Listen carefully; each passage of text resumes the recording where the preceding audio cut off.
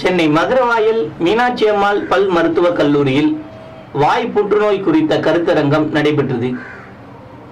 மீனாட்சி அம்மாள் பல் மருத்துவக் கல்லூரி முதல்வர் டாக்டர் சிவபாத சுந்தரம் தலைமையில் நடைபெற்ற நிகழ்ச்சியில் சிறப்பு விருந்தினர்களாக டாக்டர் ராஜ், டாக்டர் குமரன், நம்ம வீடு வசந்தபவன் நிறுவனர் ரவி, அடையார் ஆனந்தபவன் உரிமையாளர் சீனிவாச ராஜா, கிரேஸ் சர்வீசஸ் நிறுவனர் சார்லஸ் ஆகியோர் கலந்து கொண்டனர்.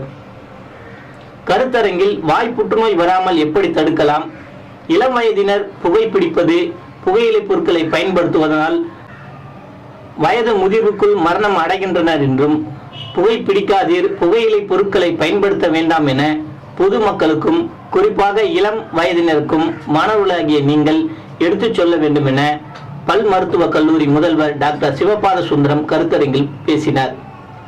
அதனைத் தொடர்ந்து பல் மருத்துவம் படிக்கும் மாணவ மாணவிகளின் புகையிலை ஒழிப்பு குறித்த விழிப்புணர்வு பாடலுக்கு நடனமும் நாடகமும் நடைபெற்றது.